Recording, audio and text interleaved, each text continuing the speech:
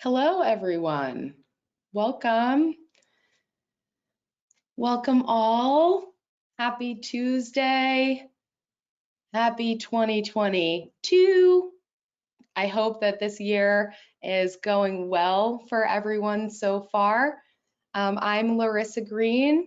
I'm the content marketing manager here at PhotoShelter, and I'm so excited to be in conversation with one of our clients today, the Museum of Youth Culture, and Jamie Brett, the creative projects lead. We're super excited about this chat, and while everyone is still joining us, I think we have just officially linked up with LinkedIn. So if you're joining us on LinkedIn or you're joining us on GoTo, we're really excited to be here with you all today in 2022. Thank you for being here. Again, my name is Larissa Green. I am the content marketing manager here at PhotoShelter. And today we have a fantastic webinar to start this year.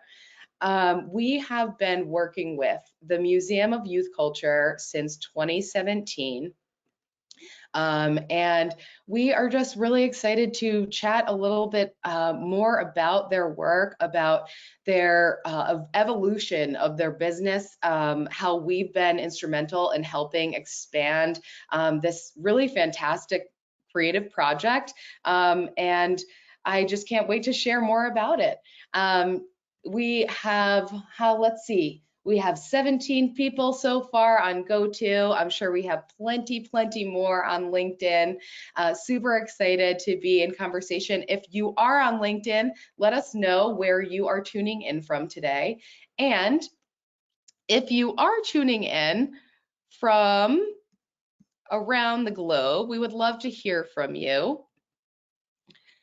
We're again chatting about the wonderful work of the Museum of Youth Culture. It is an institution, a cultural institution based in the UK that has basically been evolving and creating a museum, an archive of photographs for, let's say, 20 years. Since 1996 and 1997, the founder of this museum, John Swinstead, has basically been creatively collaborating and getting together professional photographers from around the world to submit and create a archive of over 300,000 professional photographs of youth culture around the UK.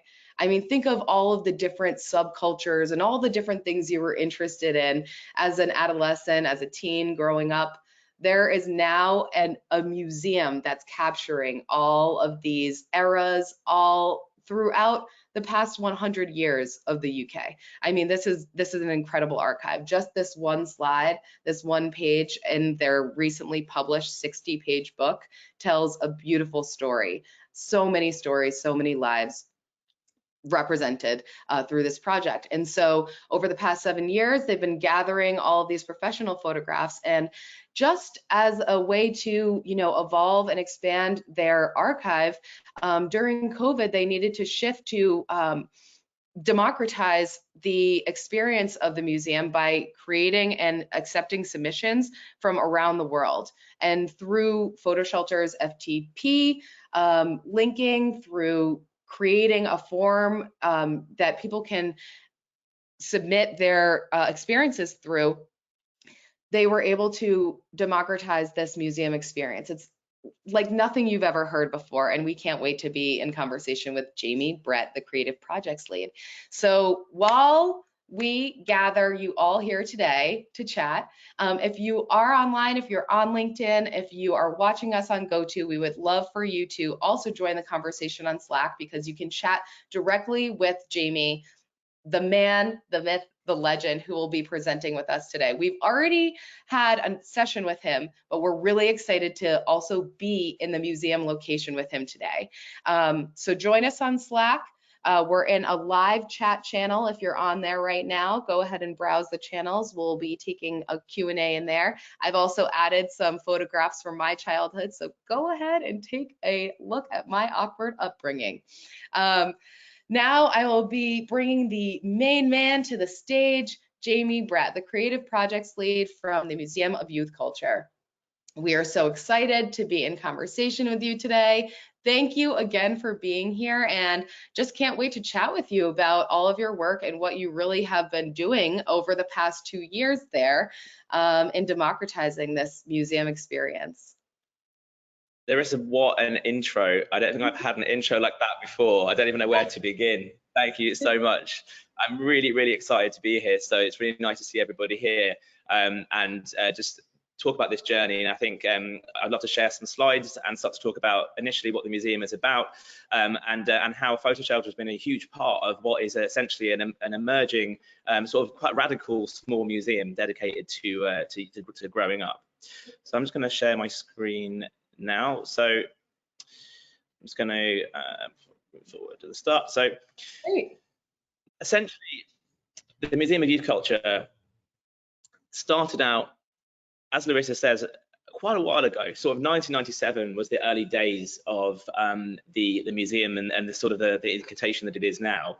But it really, the whole idea for this collection is that it's a permanent space that's dedicated to the sounds, the scenes and the styles that have been forged by young people. And we're funded by the Heritage Lottery Fund, which is essentially the UK's major heritage organisation. So a lot of our funding is public. We do work with brands and things like that, but in general, we are funded as a heritage collection that is purely about preserving these youth culture histories, which is still unrecognised and undesignated heritage within the UK anyway. So whereas you might have, a Roman, mosaic or a church steeple, we're actually looking at the scenes and the clothing and the music and the energy that young people have forged and the culture that has come from that. Originally, the museum was formed from the Sleaze Nation archive. So Sleaze Nation was a magazine that our director, John Swinstead, started in the mid-90s. And it was all about turning, I guess, sort of the politics of the time and the sort of, as you can probably tell by the name, being sort of a little bit irreverent and looking at essentially the headlines that were in the newspapers that tended to be about political scandal and saying, well, as a next generation, like, we can do what we like. Let's show what young people have been doing over the last sort of 50 years prior to that. The magazine cover in the middle as well, that I'm With Stupid, was always pointing at their rival. So the magazine and the sort of the energy of those days started to inform what essentially became a photo archive. Now, John was really keen to bring in images that showed what young people have been doing without real censorship, without any sort of control or any sort of, I guess, sort of without diluting the reality of what it's like growing up in Britain in particular. So this archive, PYMCA, was formed, and PYMCA came from as a sort of, I guess, a reaction from the magazine world and from documentaries, from people that are writing books, people that were looking for authentic pictures of youth culture. And we always say that youth culture is those scenes and it is those styles, but it doesn't necessarily have to be photographs of young people. It could be people that are wearing clothing that has come from a subcultural background. It could be a punk, it could be a raver, but it's about people dressing themselves in a way that was sort of formed in their youth. But I guess the biggest sort of achievement that John sort of happened at this time as a result of the team working on PYMCA is that they developed an archive of hundreds of thousands of photographs, and that was as a result of photographers that were coming to the archive to essentially license images out to other clients. So it wasn't really, in all honesty, what we wanted to do. We wanted to preserve these images and preserve this history, but this was the only way at the time that we really knew how to do that. You can see we weren't using PhotoShelter here. We were using a very old school piece of software at the time. And actually, I joined as an intern back at this point when we were using this really old school image library software. And you'll see how things have come along from there. I love watching the origins how of the technology evolves. I mean, the crazy thing is that was, not a huge amount of time ago. If you think about it, I think, around 2013, we were still using software that for me felt very 1990s almost. Right. It was engineered as well. But the thing to bear in mind is that we currently have our archive stored within a nightclub in London called Printworks, which is it's a 5,000 capacity nightclub that used to be a newspaper print factory, and we have an office within that where we store our slide collection, because the PYMCA archive started before the mass digitalization of photographic media. So around 1997, people were still copying photographs onto slide format, giving that to the agency to represent them, and then that was then going out as a sort of actual physical light box that would be sent by bike courier or in the post, and the magazine would then come back and choose the photographs they wanted to work with. You can see that the archive's been formed in music genres, and this is our jungle, drum and bass / hip hop section. And that shows the way that we've archived this. It's been in very DIY, we're very grassroots, and the way that we do it is as long as we can work through it, we sort of say we don't need an archivist to necessarily put like a sort of complicated system over it. It just has to be accessible by students or by any visitors that come to see us. Right. Is that so? This was around 20. Oh, I'm so sorry, Jamie. A bit of a lag. I was curious if the slides are protected in some way, being in a nightclub. Well, they're in the 3rd floor of a huge building that's, but I guess, yeah, you're right in that the building itself isn't temperature controlled. It's like it used to be a newspaper print factory, as I mentioned. So obviously it's like not heated all the time. It is an industrial space. So one of our key elements in terms of our crowdfunding and our funding at the moment, our sort of all of our fundraising is generally about getting this archive out away from this format at the moment and putting it somewhere a little bit more temperature controlled and a little bit more protected, because yeah, you're right, we have a real asset here. I mean, just going back to that, these slide cabinets, I think we actually have about 10 of them, and yeah, there's hundreds of thousands of slides that are within those, and not all of those have been scanned, but they are constantly in a process of being digitized and then being preserved into PhotoShelter. So PhotoShelter has a really key role in the preservation of youth culture history, in the fact that we obviously back them up physically, but it is our online backup for this incredible story that's been going on over the last 100 years. So talking about that story, we sort of, as we sort of developed this collection, we started to look at it and think, what is it that we need to tell when it comes to youth culture history? Because of course we think of incredible scenes that have happened across the world, whether it's like like rock and roll, or we think of punk, we think of these music oriented scenes that tend to be involved around sort of people having an esoteric idea together, they all join as a group, and then people start finding out about it, and that's sort of how it spreads, a sort of piece of folk history, if you like. But the thing that's been sort of, I guess, was a starting point for us as a museum was going non-profit and realizing that we didn't need to bring in images that were going to sell to a magazine or that were going to sell to a documentary maker. We needed to bring in images that are authentic, but are also inclusive as well. So we launched a campaign called Growing Up in Britain, and all we said is, what was it like for you growing up in Britain? And that's it. You don't have to be a mover or a shaker. You don't have to be any sort of major key figure in a music scene. You just had to be somebody that grew up there. So we started that with scanning socials, where we would turn up at a venue that we knew we were in need of. So, for example, we knew that we had no motorbike culture from the 1950s, even though we're trying to build a museum of youth culture. We know that these are the key founders of subcultures and youth cultures as we know them. So we started reaching out to old motorbike clubs, and some of the people were still there after being bikers in the 60s, and we started to gather sort of quite slow but methodical and thorough ways of gathering these histories. So we also worked with local councils who have been very supportive. We've helped them build their own youth culture collections.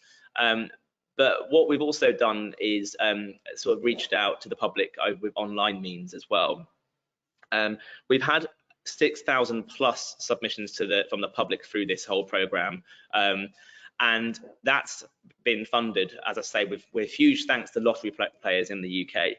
And what we do with those funds are divert I guess, away from those more sociological, anthropological stories of youth culture, and we look at more community-led stories. So we knew we needed LGBTQ+ stories. We knew we needed a lot of Black British history that had come from. We had images of like the hip hop scene, but it would be someone from outside that community that documented it. So we needed to go in and actually start to employ people that were within those scenes to help us gather images. We've actually just been funded for a next project, which is just starting now, called Amplified Voices, and it turning up the volume on regional youth culture. So that's all going to be about turning our lens away from London, where we're based, and steering it a bit into the countryside, the towns that are much less represented when it comes to their own, their own stories, and also steering away from the negative press that every generation gets within youth culture, because we feel that we have a real, we've got an opportunity here to start to take the stories that have been put on certain subcultures and maybe get an alternative that we can start to share with the public in the museum. You know what's interesting about that, Jamie, is that something that I think, you know, anybody listening, anybody in business and creative marketing and, you know, creating an audience for any business can take from this is that you're really trying to go into communities, but not to oversaturate by telling those stories. And just to get stories, you know, you're not just trying to like source just to source, you're actually finding where there is opportunity and where there are challenges or where there are common, I guess, tropes and stereotypes, and you're trying to break them with this work. And I feel like that is so special. And especially when you're thinking about youth culture in general, in doing research and looking at your business, something that I found contradictory or weird and interesting is that there are so many contradictory phrases about youth, like the youth is the future, the youth will save us. And then there's also like, you know, the youth are the detriment of this, or, you know, there's just so many negative and positive quotes about youth. And I feel like what your actual work is doing is breaking down those stereotypes and actually giving personal stories that challenge, you know, popular commentary about the youth. And I feel like that's important. Thank you. I think that's a really nice way of putting it, and it's exactly on point with what we're trying to do. I think that there's real opportunity to sort of pick out and actually, actually have two items next to each other that contradict each other. So, for example, we have a newspaper clipping that it talks about the beginning of rave culture and these massive warehouse raves that had started in sort of the Midlands and also in London as well. And then we have a book next to it, which is from the police library, that shows that the police were trying to read about rave culture essentially, and show that they weren't, I guess, as just like zero tolerance as they said they were at the time, because actually in the book that we've got has been stamped with a chief inspector, and it just makes you laugh, because I can just imagine him reading that with his wife in bed, to get some research on what these this new party culture is about. If they really, if they really felt that negatively about it, they'd just be putting people in prison, but actually they were finding ways of understanding it. And I think that that's been a real driving force between some of our projects, where we actually did a project in a town that we had no connection to. None of us have lived there, none of us have family there. We just turned up, set up a market stall, went to meet people in cafes, and we just said, tell us about your town, because we know that it's had really bad press about young people in the past. And we took over an empty shop and did an exhibition, and we took on thousands of images from a really small town in sort of the southeast of England. And that made us realize that if we can do that alone, it shows that the Museum of Youth Culture is like 10% of what it can be. And so that really gave us that driving force to go, let's reach out and bring in those stories. But it also ties me into this point as well about contemporary youth, because we get a lot of people that say that youth culture doesn't exist anymore, that these tribes and these subcultures have disappeared. But actually, we're getting images coming in every day, and lots of them are post-lockdown as well, post-COVID. I guess we're mid-COVID, but post sort of the height of it. And those stories in themselves have just been really fascinating, because we can sort of put them against some periods of time in the past that look quite similar. and make Right. older people realize that, you know, everything's happened before, good or bad. So working, you know, online as well has been a real force for us, especially over lockdown. We're mostly focused around, prior to this, physical talks, exhibitions, workshops, education. And actually, we spent a lot of time putting in these stories, and we could actually start to reflect on what stories we were missing, and also stories that were a little bit outside of, like I say, the traditional subcultural model. This helps us develop a narrative as well, because the museum has to have a story, and I always think that a museum versus an archive is essentially a storytelling version of an archive. You have the rest of it downstairs or upstairs, or wherever you store it, but the museum is where those important stories get told, and they get refreshed as well. So this has almost been a sort of, I guess, a sort of training, it's an exercise for us really, to realize that actually the museum needs to be a walk-through experience, and perhaps we can offer that online. Mm-hmm. So to show an example as well of some of the events that we have done, and when, you know, pre-lockdown, sort of how big these were, is that we would essentially take over a warehouse space. We'd work with activists, well, when people that are in the archive, or maybe people that aren't, we'd look at a specific topic.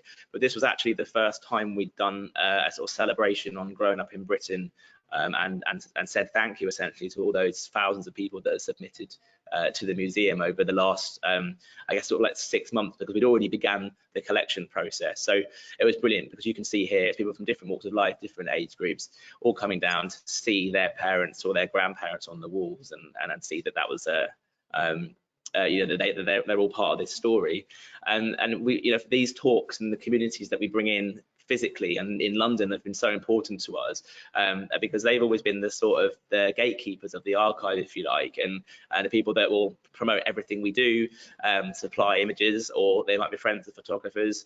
So we tend to offer these spaces as sort of like, if we get given a space, we'll say to anyone in the subculture or youth culture community that you can use it for free to put on an event as well. And I think that's going to be a model that we'll continue doing, whereas whenever we have somewhere physical, you know, we want people to be able to use it. So if you want to do a DJ set on a Tuesday night or an exhibition with your friends, and you're 16 years old, then absolutely, you know, it's open for that.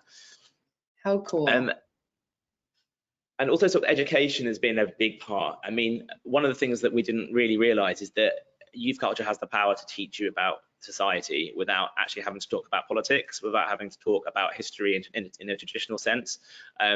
We often do workshops with schools, with universities, with homeless youth charities, even young people that have been excluded from school with behavioural issues and things like that.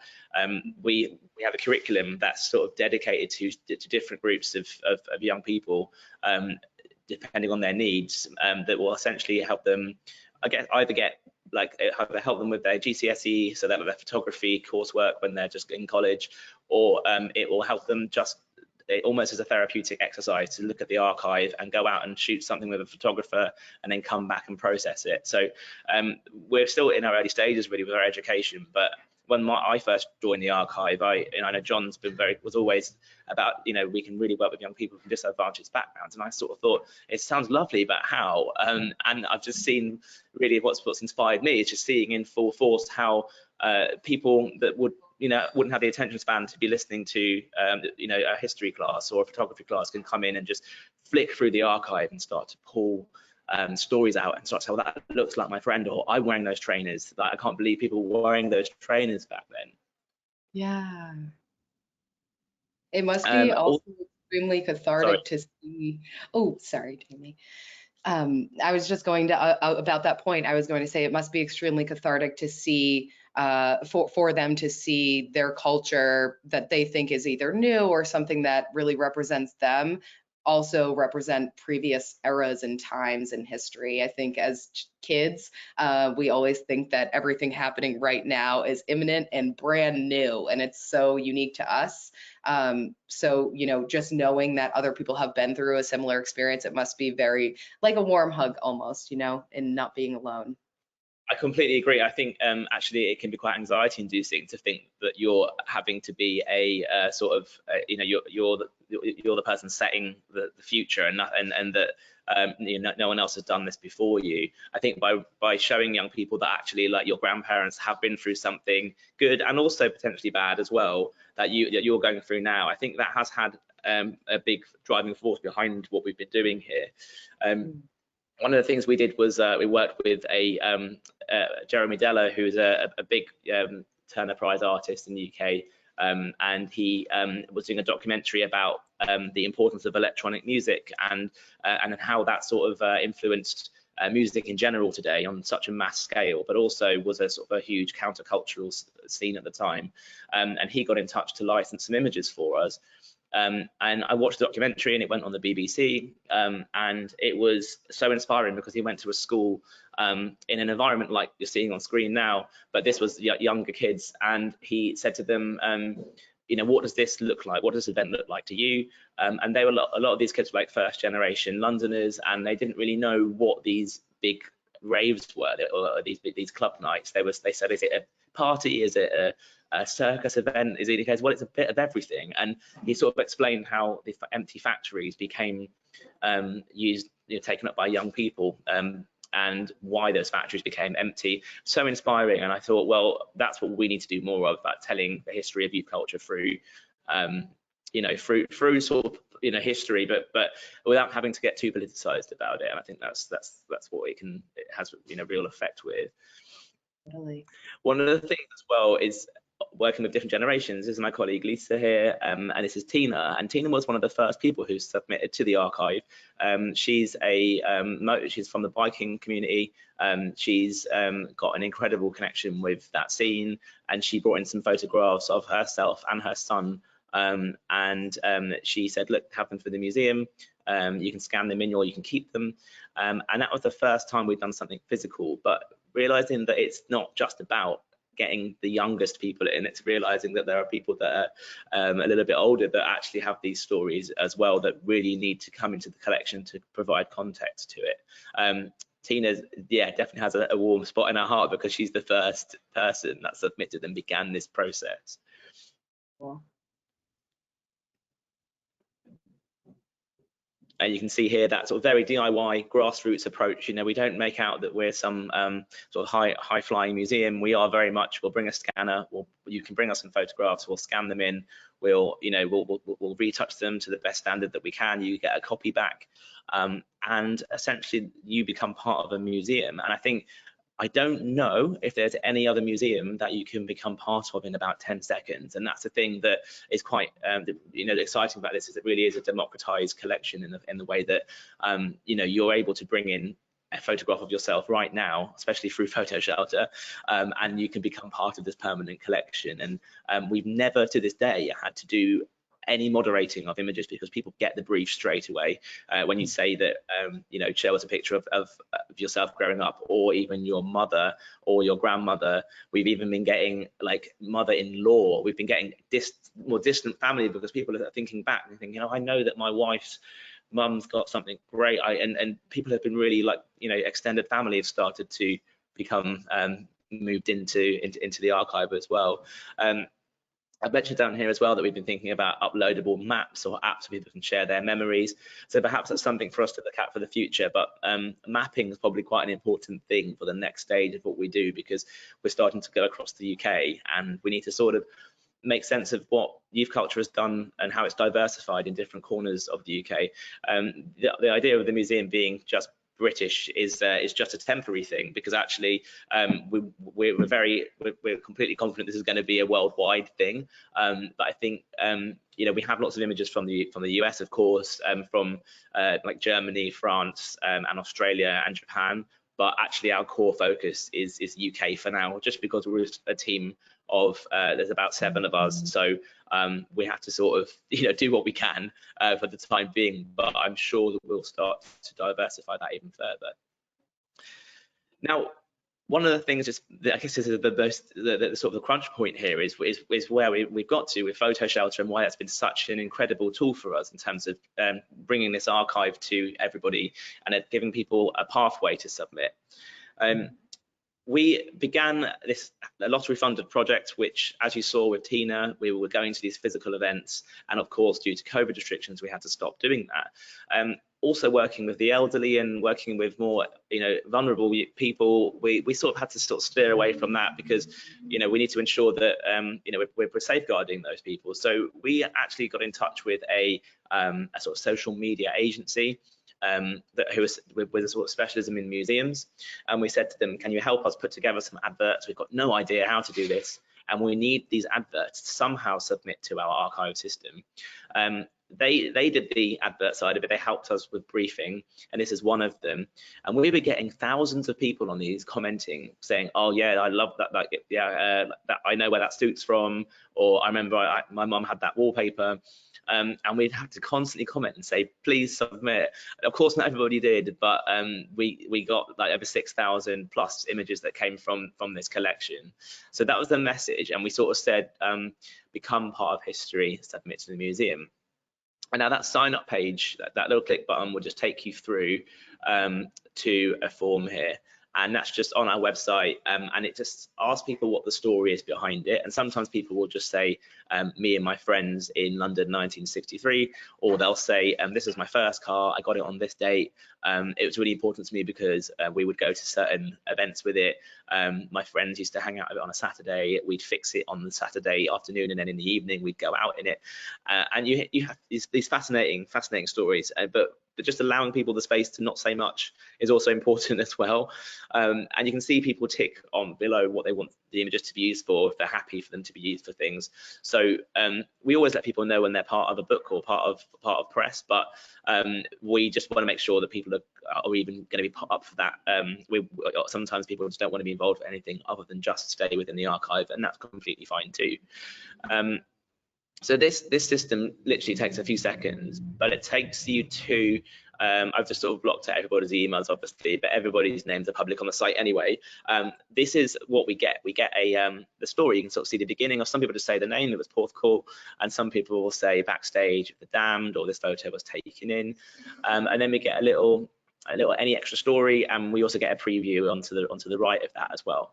But the challenge was like, how do we manage this? Because we've got this forms coming in thick and fast, and where did these images go when they come in? So we use a system called Cognito, and this is actually called Integramap, which allows you, as you can see here, to connect a few different apps, and one of those is PhotoShelter. So the form comes in. Sorry if it's a bit geeky for some people, but I think some people love it, some people don't. But it's just like how I love the inner workings of how these things run, and like it was a real process to get to this point. The how it's made part of the content strategy. Exactly. You have to see it. You have to see it because it's a sort of an underpinning it really. And I think things look so smooth on the outside, but actually they're a little bit more complicated underneath. And that's what we're sort of quite proud of this system. But essentially, people come in through the Cognito form. It goes through some various processes, but then their names go into a Google sheet, which we can then use for our own admin. The image go into a drive on Google Teams for us to have just a backup of that image, but it has no data attached to it, so it's not the most useful format. But then they also go into a MailChimp as well, so they are a subscriber when they've ticked that box, so we can keep in touch with them really easily. The most important part of this is in the top right, the FTP, because PhotoShelter has this incredible ability to create specific FTP addresses. So essentially an address that you can send images or files of any format to, and it will specifically put them into a gallery. So rather than dumping it in a main drive or something like that, it actually puts it into a gallery. So we have our system that we've made it could be refined even further, but what's worked really well for us so far is just to have this rudimentary format where we have the person's name and then a number next to it. This is the live stream, so when you upload something, it goes live onto the website. And I know that sounds terrifying because you don't know what people are going to upload, but in general it's been really, the images have just been lovely, they've been emotional, they've shown things that we've never thought of in the archive. But just this example with Robin That's just come in very recently because it's yet to be processed, but it's still visible on our site as a live stream page. So you're already in the museum within a few minutes, but you can see the photographs are lovely, and people are really responding to the brief well. But then the next stage is they get worked on. And you can see on the right here in the metadata, we have a network of about 100 volunteers that work remotely. So we have people that sign up on a form on our website to say they're willing to work on this day. The evening before, we will go through the archive, we'll look at what hasn't been processed yet, and we'll give them a brief for that day. It's incredible we've had that many people. It's not people just from within the UK as well, it's from all over. But this work here has been done by, we've trained them, and then we've left them to go through this person's collection. Johnny Woolard actually sent a huge collection of images over to us that were incredible. Like we had about, I think it was about 100 that he sent online, and we actually asked him to come into our museum space and hand them over because we wanted to scan them in ourselves because they were so great. And it's all soul scene in the mid to late 70s in the southeast of England, which in general isn't that well known for its soul. It's normally the north. So to see southern soul was very rare. And you can sort of see the beginning of club culture in a more modern sense as well in these photographs. So that just sort of shows what you would see on the back end of the collections, but on the front end, you're not going to see those keywords. You're just going to see that caption, it just shows that, you know, we've even got an ice lolly that's been keyworded into this image. So we try and make sure we've got as much information as possible. People even research the hairstyles, they'll research the clothing. We encourage them to do as much research as they like to sort of make sure the images are searchable as possible for a student that might be looking at any sort of any sort of area of like youth culture or style and fashion at the time. So we try and keep that quite open. I'm not sure my screen is flicking back here. There we go. The book. So here we go. So let me show you the beauty of the Growing Up in Britain book. So the biggest achievement I think we've had, well, one of the many achievements, but one of the sort of major sort of physical objects that we've been able to make this year has been the Growing Up in Britain nationwide photo album. Now, this has been a real thank you to everyone who submitted. We found some 70s wallpaper in the archive, and we sort of printed it out, rescanned it, till we got this really lovely halftone style. We designed it in-house as well.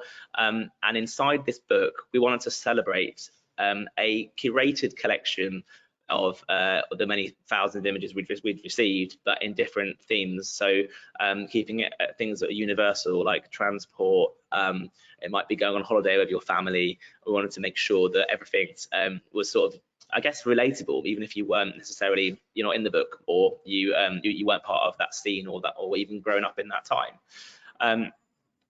We started this as a sort of a team-wide, I guess a team-wide curational project where we argued, we agreed, we disagreed, until we got to the point where we had a huge collection of images. The book actually got extended to 90 pages in the end. We had originally 60, but we had to extend it, so it went even larger. This is the sort of the early stages of what the book started looking like, and this is where we started including people's quotes and looking at punk, for example, but then, like I mentioned, some more universal topics like teenage bedrooms, and that can be from different generations and people writing their diaries in their room. And it just, we launched this just in time for Christmas, and we were actually inspired by a book that was a sort of 1970s scrapbook that was sold by, I think, the Museum of Brands made one, and essentially it was a sort of a Christmas present sort of style book that you don't really need to read. You can just give it out and people can flick through, and we were sort of inspired by that idea of it just being a scrapbook for everybody to buy, because it's just a nice thing to own and it's not too intellectual. It's just enjoy the pictures essentially, and people have been really really happy to be part of it. It's so gorgeous. How did you even curate as a team from the 6,000 submissions? I'd probably credit that more to my colleagues. Lisa and Esther were both the people that tend to do the sort of curatorial social media side of things. and I sort of left it to them first to sort of come up with the selection, and then we'd weed out the ones that we felt were either repetitive or maybe we needed to add something else. So we sort of that's the way we did it. We didn't let too many cooks get involved. We let the sort of curation start with 2 people, and then it grew from there. We wanted to make sure that we included different age groups, people from different ethnic backgrounds, also just to ensure that we are not I guess showing anything in a negative light. We also had to think about that, so ethics came into it as well, even our own family are in this as well. So within the book, we've all got a picture of ourselves in the center fold. Actually, in the bottom, that's actually with the guys in the motorbike is my great uncle. So there's like Anglo-Indian sort of guys in the 1950s, and so it's always it was really nice because we were able to add little bits that we felt like we needed to include, and sometimes we found it in our own family albums. So that was what made this quite an exciting collaboration with everybody. So awesome. And I love this image on the back as well, because it's just 2 girls working at McDonald's, and like they've got some fries that have been delivered, and somehow someone had a camera at the time, and I just feel like that's quite against what the original idea of like subculture and youth culture is. It's like people think of these things as being more sort of incidental, but they're really important moments. We all remember our first job and how what that was like, the friends we met, how boring it probably was, and it's really important that we sort of look at those times as well. So it's been a really lovely book project that's only been possible through the PhotoShelter upload system. We'd never would be able to handle the sheer volume of images that we received as a result of this. We were quite overwhelmed by it in a good way. Well, we're so glad to be able to add that, organization and the framework for such a project that could become unwieldy, but is so important for the preservation of 100 years of history. Yeah, I think like it also makes you realize, it'd be great for other small museums to use this system as well, because it's so easy to set up, really. I mean, it looked a little bit complicated, but it's really not. None of us do, or IT people or super techie, and we set that. The PhotoShelter side of it was so easy, but the most complicated bit was just hooking up the forms. But it makes you realise that grassroots museums, we all need something like this that's simple and easy to navigate. So just to mention as well, what we tend to do is pop-up museums. This was actually only earlier on this year, where we had a space on London's Carnaby Street, which has got a real history of being a sort of mods and rockers sort of place to get. It was always a Taylor Street, so we work with sort of property developers or property owners that are essentially looking to fill up their empty retail units post-COVID. There was a huge opportunity there. So all the images on the walls here have come from PhotoShelter as well, and we were able to show those to the public, and again in the style of the book as well. So it was a nice bit of pre-marketing to get that book out there. It's cool to bring the digital back into the physical realm as well. That's something really cool that we don't see often. That's the thing. I think we're so physical in what we do, but PhotoShelter sort of gave us the tools to turn it all online and then bring it back out again physically. So that's been really, I love that process of sort of going from in real life and then back into the online again. We've also got a major space that we've opened recently. This is in Shaftesbury Avenue, and so we've moved into this new space. We're hoping to be here for quite a while. It just depends on, unfortunately, we're always at the helm of property owners at this point. But it's going to be, sort of a more longer term space where we can sort of continue to celebrate the importance of youth culture and continue to refresh these exhibitions using the submissions that are coming through the form.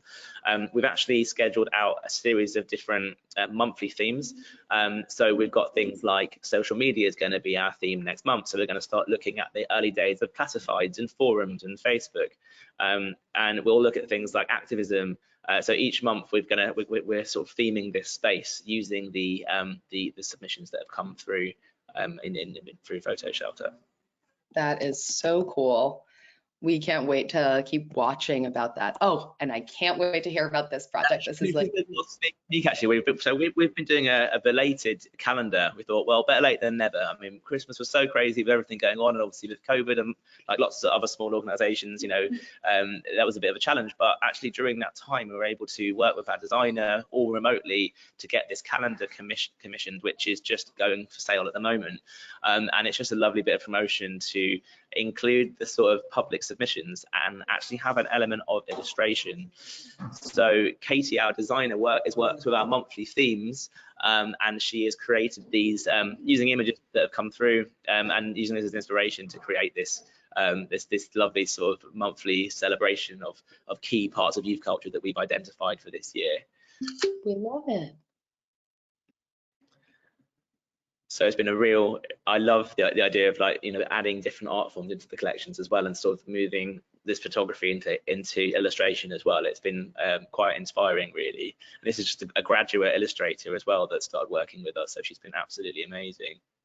So talented. And it's very reminiscent of the collage scrapbook look and design of the actual book as well. So it's just taking, you know, this design one step further and then also bringing it back into, you know, adolescent like creativity time as well, and scrapbooking. This reminds me of exactly what I used to do with my friends to document, you know, our parties and whatnot. And this illustration in particular, that Roland mixer, my goodness. I know, it's brilliant. It's actually, I think this is April, because it's actually going to be the it's like the 50th anniversary or something crazy like that of the Roland 808 synthesizer. And that's like a big moment for youth culture, obviously being, especially within the United States, in the Detroit and Chicago sort of electronic music underground scenes that came from that time. So that's going to be something we're going to focus on quite a lot.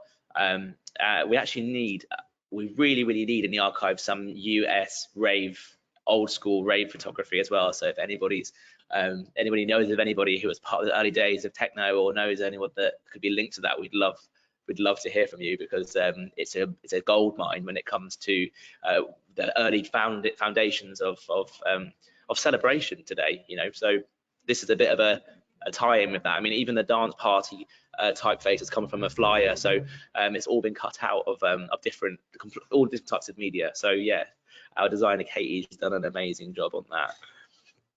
Open call for anybody a part of early rave culture, house music, all of that good stuff. Paradise Garage.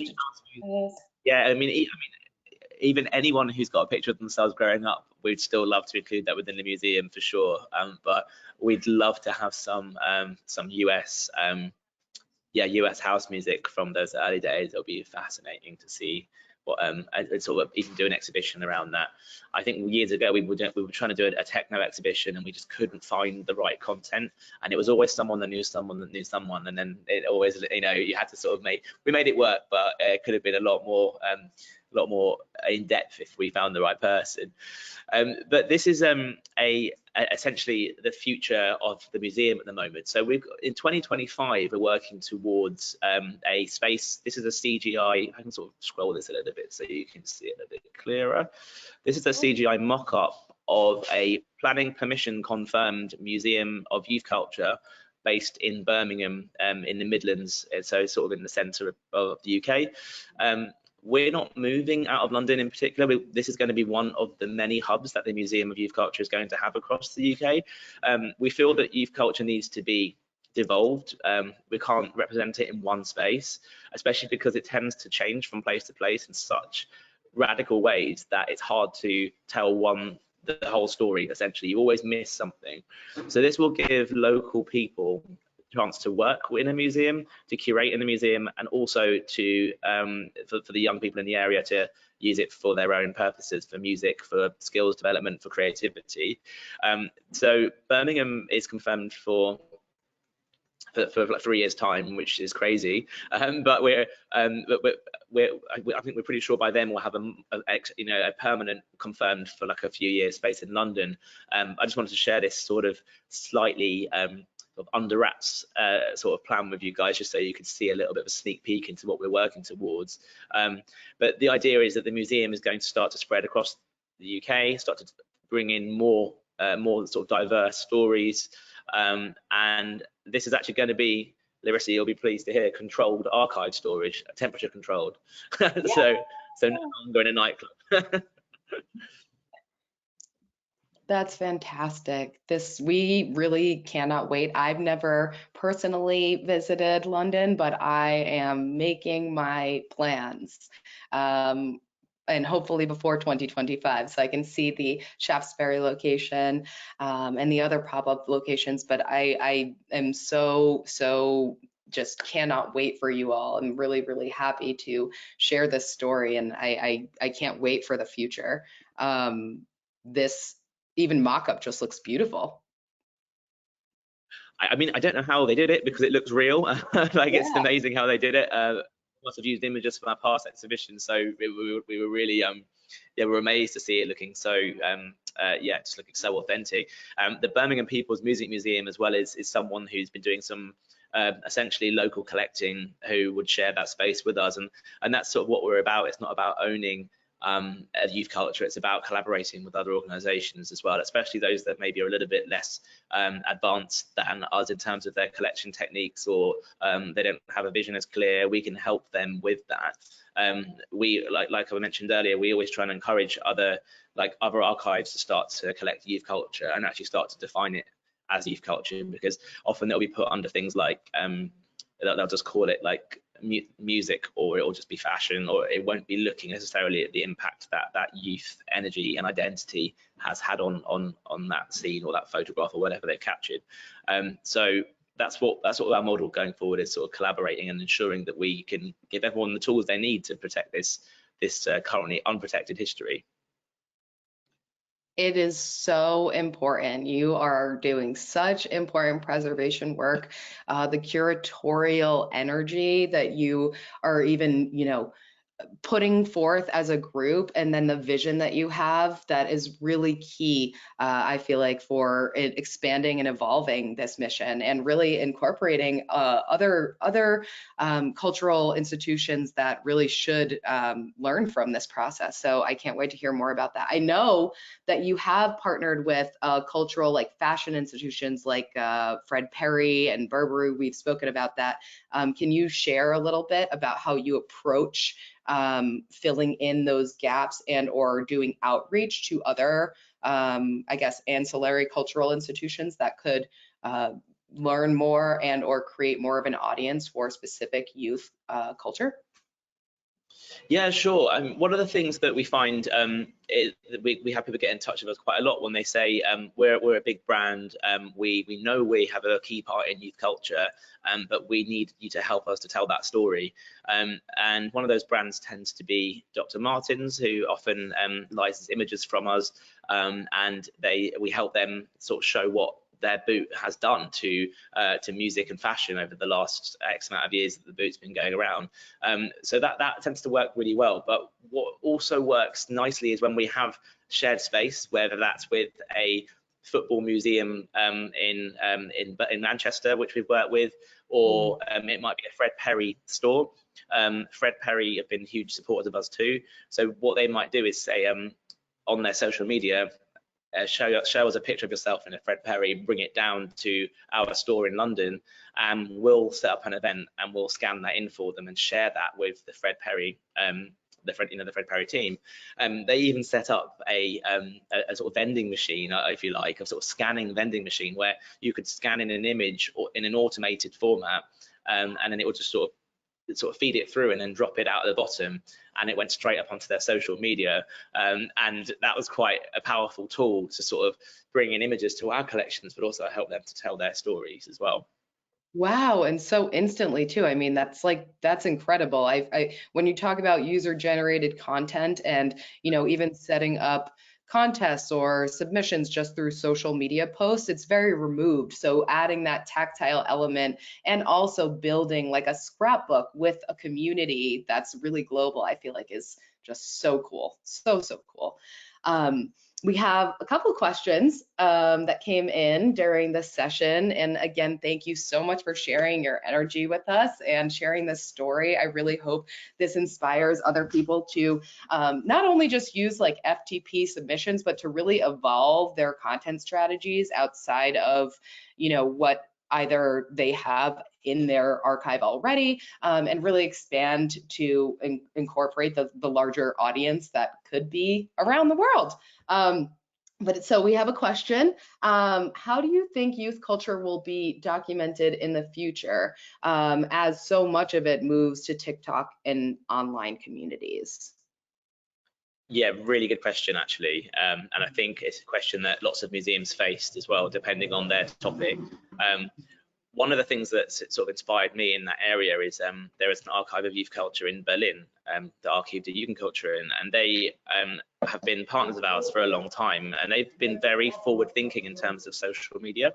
So they've always, within the rights that they can, they've been documenting and screenshotting really important social media posts that have been influential when it comes to youth culture.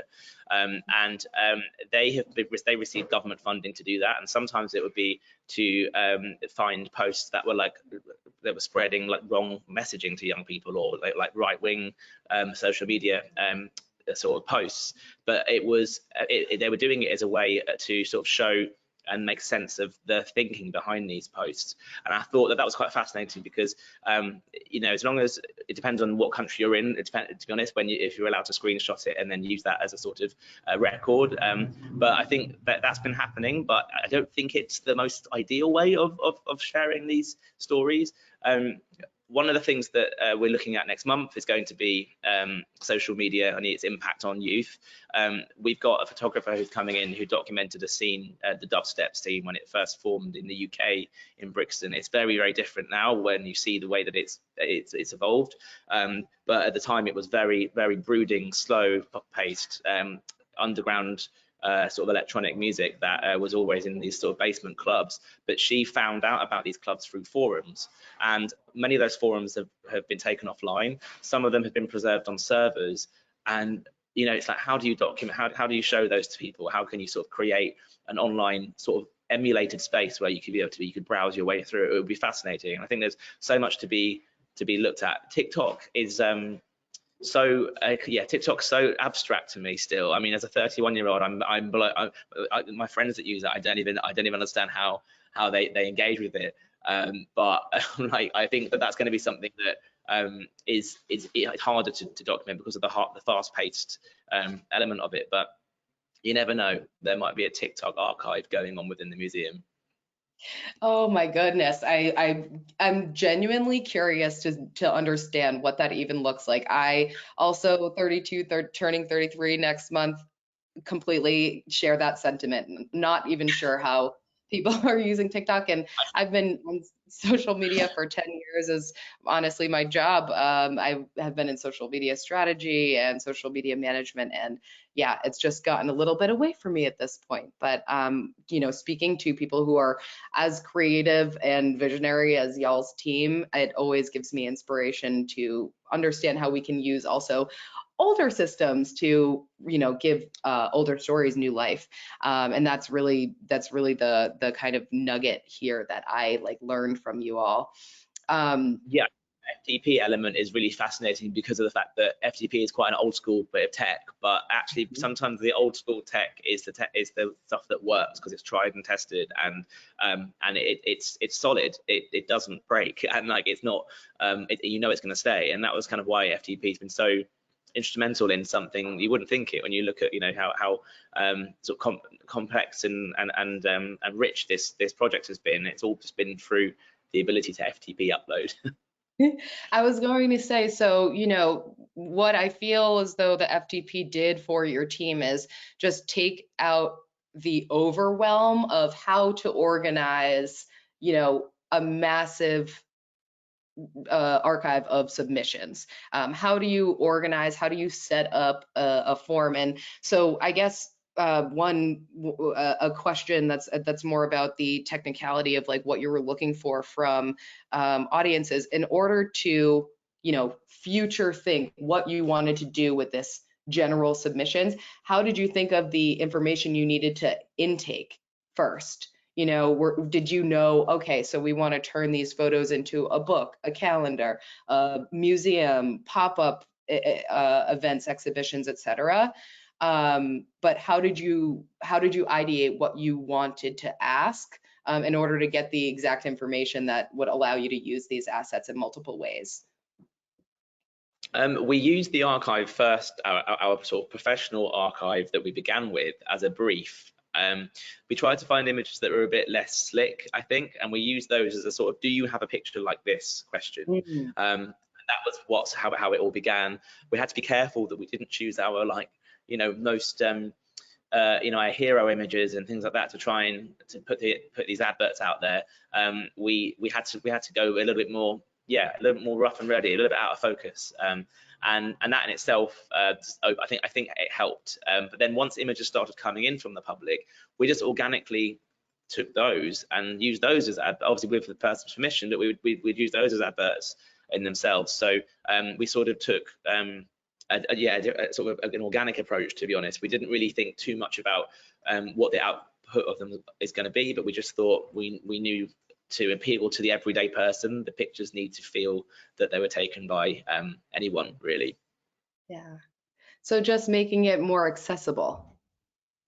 Yeah. Exactly. And that definitely happened as a result of the images coming in, because people now it's organic. You know, we're getting images every day coming through, and that definitely wasn't happening before, because people felt the archive was a little bit too slick, I think, or a bit too pro, and now it is like, you know, a ripped like Polaroid is fine. Very true. I was going to say, I just, you know, I know we're coming up on time, and I have so appreciated spending this time with you and sharing your story with everyone. I know that anybody listening probably wants to book their ticket to London if they're not currently based in London right now to come visit. I know I do. But as a parting experience and a bonus, I was wondering if you could show us a bit of the museum right now. I know that you're currently in the exhibition. Absolutely. Let me show you. Are you seeing my camera at all, or have I still got the shared screen on? I believe we have the shared screen, but I think that we can. Perfect. Right. Okay, so this is essentially, I've actually been sitting within a teenager's bedroom that we've set up here. So this is essentially all the submissions we've received from, well, not all, but a selection of submissions we've received from the public as they've looked at this the bedroom in the store. They've then responded to it. So that's been amazing, just seeing people actually look at the bedroom, sit on it, take a picture, and then go from there. So we've got this exhibition wall here, which you'll sort of see. I've actually got some guests in here at the moment. You'll see we've got this exhibition space, which essentially is all public submissions, well, pretty much. We've added a few additions that have come from the collections that are just to fill in some gaps. We also have some objects within the collections here as well that we've got on show. That jacket's actually from the Fred Perry archive. That was they've lent it to us to show some early customization of their jackets as well, which has been brilliant. And one thing to show you as well, which I also sort of was talking about earlier, is the moral panic, and looking at the sort of newspaper headlines that young people have been sort of more negatively when they've been written about as being sort of, you know, I guess down and outs, and we thought we've actually got the physical papers of scandals, of parties, and that's just been really lovely to be able to just turn it on its head and add a bit of light to it, rather than, you know, just feeling that all these things have been negative sort of history. That's been one of the bits that has made I felt quite passionate about that. And yeah, we've also, you know, like, sorry, I think the Wi-Fi is. Go on, Larissa, you were saying something. Oh, just the juxtaposition of the commentary is fantastic. The story that you have in the museum is so rich.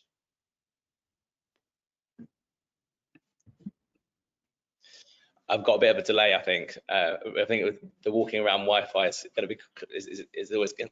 I'll carry on. I'll show you a little bit more about what we've got here, but we've got a skateboard that goes back to like 1980s, 1970s as well, back to the future. We're going proper old school here. And also at the same time, we've got a record store. And this is actually a way of, it's been one of the more successful experiments we've done in this space, where we've had records for sale that the public have been able to purchase as well. So that's really felt like an extra addition. Projections as well, looking at, so this is our sort of changing, rotating theme. So at the moment we're looking at wheels. So anyone on any form of travel, whether that's on the skateboard, in the car, we've got some skate footage that's come through the archive as well there. And then moving on here, one of the things that's always a brilliant addition is a vintage photo booth. And people can, so this has been great because it's black and white.